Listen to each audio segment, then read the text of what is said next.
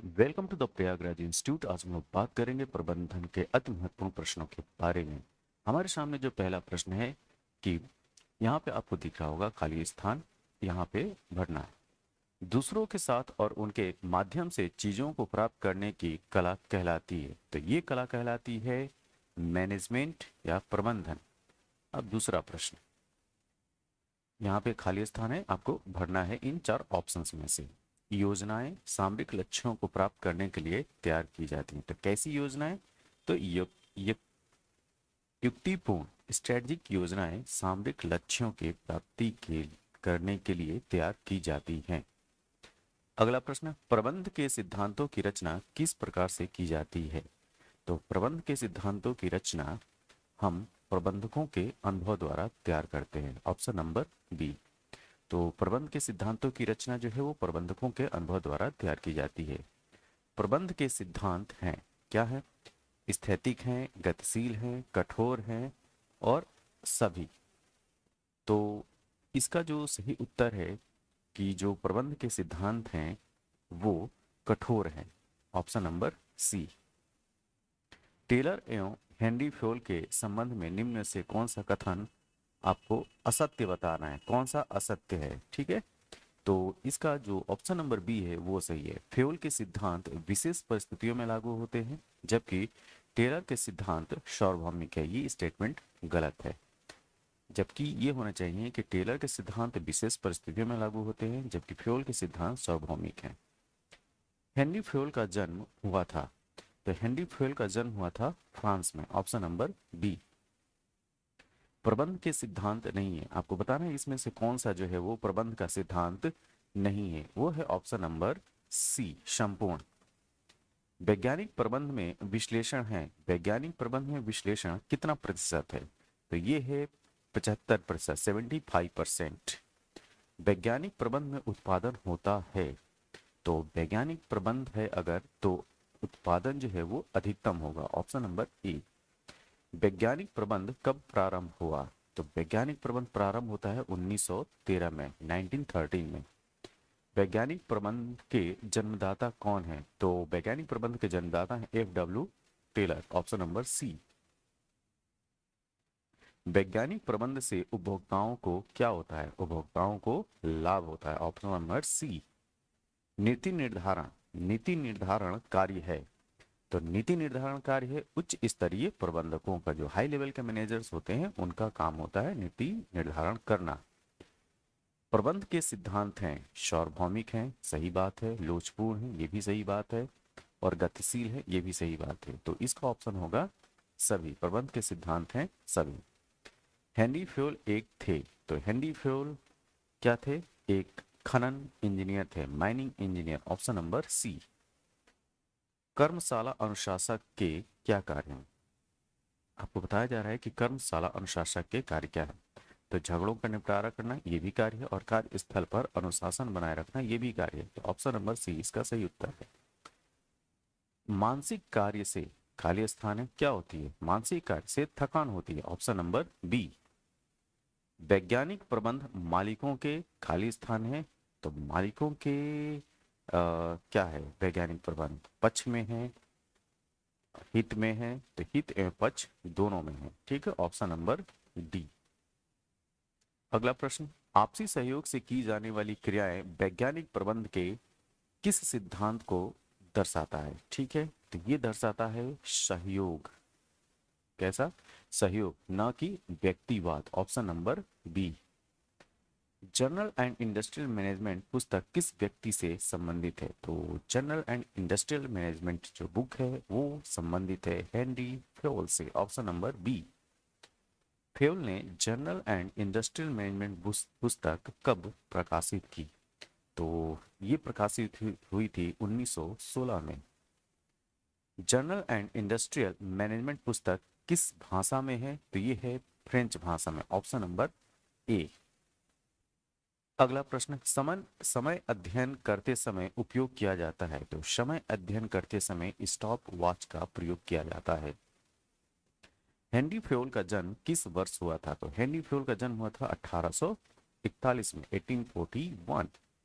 Henry Fayol की मृत्यु कब हुई थी? तो हेनरी फ्योल की मृत्यु होती है 1925 में, option number C. Henry Fayol ने प्रबंध के कितने सिद्धांत प्रतिपादन किए? तो उन्होंने 14 सिद्धांत प्रतिपादित किए थे। प्रशासनिक प्रबंध के प्रस्तुतकर्ता थे? तो प्रशासनिक प्रबंध के प्रस्तुतकर्ता हैं, जी हाँ, Henry Fayol, option number C. वैज्ञानिक प्रबंध कब शुरू हुआ? तो वैज्ञानिक प्रबंध शुरू होता है 1913 में। वैज्ञानिक प्रबंध भारत के उद्योगों के, यहाँ पे खाली स्थान है, ठीक है, तो भारत के उद्योगों के पक्ष में, ऑप्शन नंबर ए। कौन सा प्रबंध विचारक था जिसने सबसे पहले प्रबंध को इसके कार्यों की दृष्टि से देखा है? तो इसके कार्यों की दृष्टि से देखने वाले शख्स का नाम था, option number C, Fayol. Taylor का पूरा नाम क्या है? तो टेलर का पूरा नाम है Frederick Winslow Taylor, option number c. Fred Frederick Winslow Taylor का जन्म कब हुआ था? आपको बताना है फ्रेडरिक विंसलो टेलर का जन्म कब हुआ था। तो ये हुआ था 1856 में। वैज्ञानिक प्रबंध को लागू करने से उत्पादन में क्या होगी? वृद्धि होगी, ऑप्शन नंबर सी। वैज्ञानिक प्रबंध के पिता किसे कहा जाता है? तो ये हैं वैज्ञानिक प्रबंध के पिता, हम F.W. टेलर को बोलते हैं, ऑप्शन नंबर डी। अगला प्रश्न, गति अध्ययन करते समय उपयोग किया जाता है, ठीक है, तो गति अध्ययन करते समय हम उपयोग करते हैं फोटोग्राफी, ऑप्शन नंबर सी।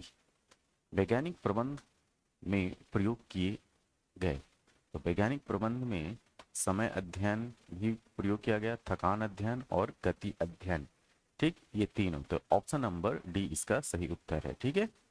उत्पादन विभाग के अंतर्गत आते हैं, तो उत्पादन विभाग के अंतर्गत आते हैं टोली नायक, गति नायक, मरम्मत नायक और ये सभी, तो इसका उत्तर है ऑप्शन नंबर डी, सभी।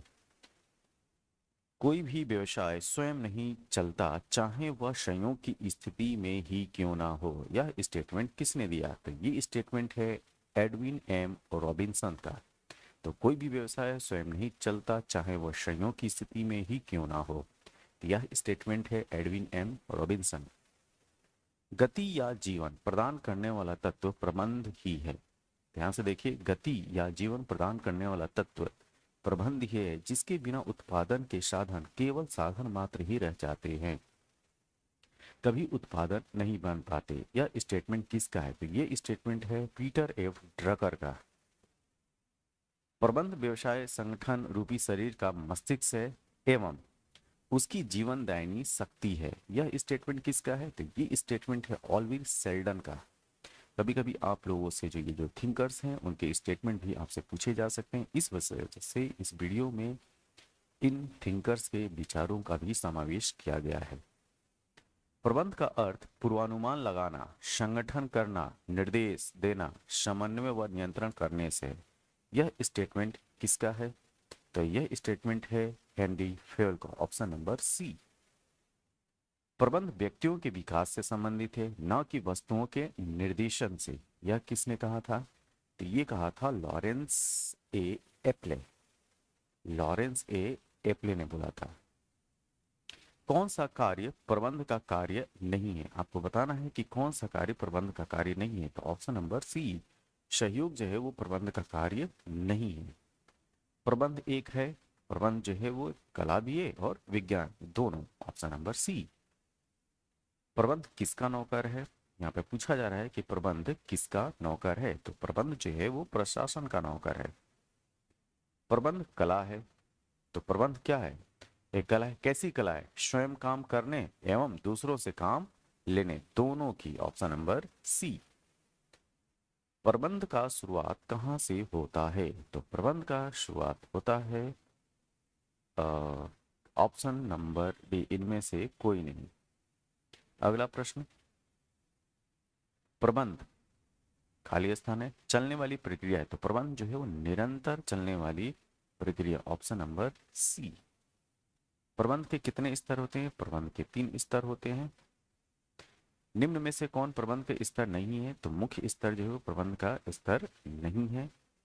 प्रबंध के स्तरों की संख्या, ये पुनः रिपीटेड क्वेश्चन, 3 होती है। प्रबंध का सार है, तो प्रबंध का सार क्या है? तो प्रबंध का सार है कोऑर्डिनेशन, समन्वय। प्रबंध उत्तरदायित्व का हस्तांतरण है क्योंकि इसमें खाली स्थान है, क्या है? तो प्रबंध उत्तरदायित्व का हस्तांतरण है क्योंकि इसमें शामिल है ऑप्शन नंबर बी।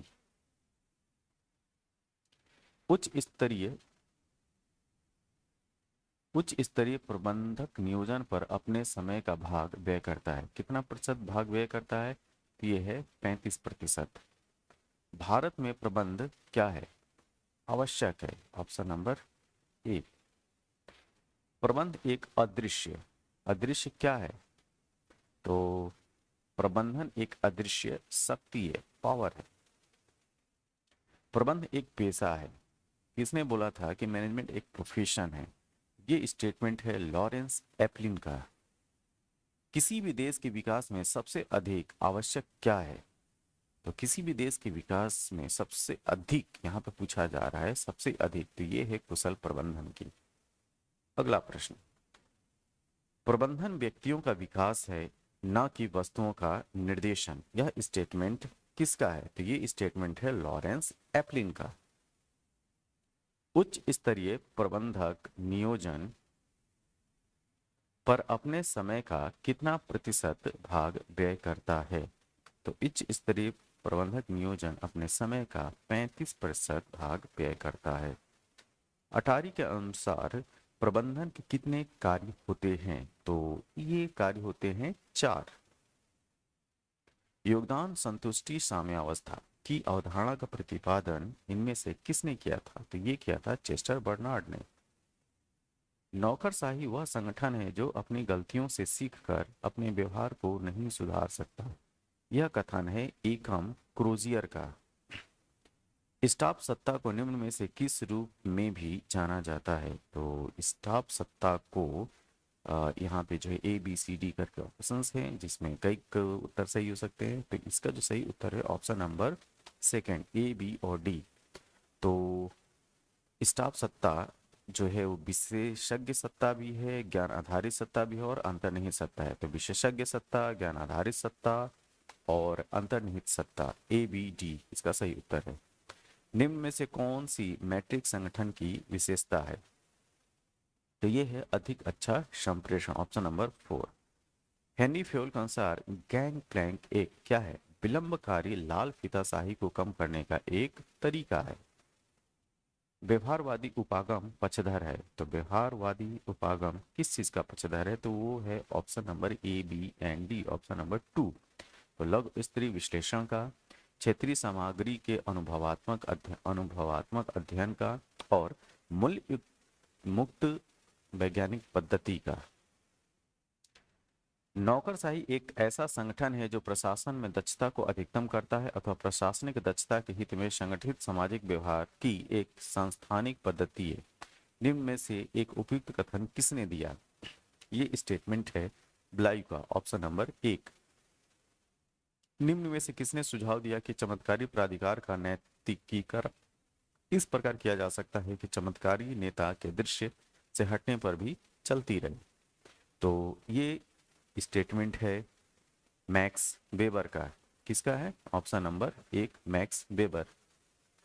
निम्न में से कौन से एक को नौ टेलरवाद कहा जाता है? तो नौ लोक प्रबंधन जो है वो नौ टेलरवाद है। निम्न में से कौन सा पर्यवेक्षण का भाग नहीं है? आपको बताना है कि कौन सा जो है पर्यवेक्षण का भाग नहीं है। तो ये है प्राधिकार का प्रत्यायोजन। टेलर एवं फ्योल प्रभावितम गुलिक एवं उर्विक ने क्लासिकल सिद्धांत, शास्त्रीय सिद्धांत को विकसित किया, उसे किस नाम से जाना जाता है? तो ये जाना जाता है प्रशासकीय प्रबंध सिद्धांत से। अरस्तु ने संगठन के कितने आधार बताए हैं? तो अरस्तु ने संगठन के 2 आधार बताए हैं। व्यक्ति के आधार पर निर्मित संगठनों को लिलिपुटियन संगठन किसने कहा है? तो ये कहा था हॉल्डेन कमेटी ने, ऑप्शन नंबर 2। राष्ट्रीय नीति में एकरूपता का अभाव किस आधार पर निर्मित संगठन का दोष है? तो ये है क्षेत्र, ऑप्शन नंबर 4। पद सोपान व्यवस्था को श्रेणीनुमा स्केलर नाम किसने दिया है? तो ये नाम दिया था मूने एवं रैले ने। प्रशासन में पिरामिड किस सिद्धांत से मेल खाता है? तो प्रशासन में जो पिरामिड जो होता है वो सत्ता का प्रत्यायोजन से मेल खाता है। समन्वय के लिए तनाव सिद्धांत, आपको बताना है कि समन्वय के लिए जो तनाव सिद्धांत है किसने प्रतिपादित किया था? तो ये प्रतिपादित किया था क्लीवलैंड ने। वैज्ञानिक प्रबंध के जनक कौन है? वो है एफ डब्ल्यू टेलर। शोल्डरिंग का अर्थ है, तो शोल्डरिंग का अर्थ है काम चोरी। निम्न में से टेलर के सिद्धांत से प्रकट नहीं होता है, तो टेलर के सिद्धांत से क्या नहीं प्रकट होता है? तो बाधित उत्पादन के स्थान पर कम उत्पादन, आराम से काम करने की प्रवृत्ति तथा परीक्षण कम करने की प्रवृत्ति किससे संबंधित है? तो ये संबंधित है नेचुरल शोल्डरिंग से। ऑप्शन नंबर ए। मानसिक क्रांति की अवधारणा किसने दी थी? तो मानसिक क्रांति की अवधारणा दिया था एफ डब्ल्यू टेलर ने। संगठन में काम चोरी के लिए शोल्डरिंग शब्द का प्रयोग किसने किया था? तो संगठन में काम चोरी के लिए शोल्डरिंग शब्द का प्रयोग किया था एफ डब्ल्यू टेलर ने। रूल ऑफ थंब का संबंध टेलर से है। वैज्ञानिक प्रबंधन के जनक किसको कहा जाता है? तो ये है टेलर। प्रबंधन के कितने स्तर होते हैं? तो प्रबंधन के 3 स्तर होते हैं। निम्न में से कौन सा कार्य प्रबंधन का कार्य नहीं है? तो इनमें से आपको बताना है कौन सा प्रबंधन का कार्य नहीं है, तो वह है सहयोग। अगला प्रश्न, इनमें से कौन प्रबंधन का उद्देश्य नहीं है? तो प्रबंधन का उद्देश्य नीति निर्धारण करना नहीं है। ऑप्शन नंबर ए।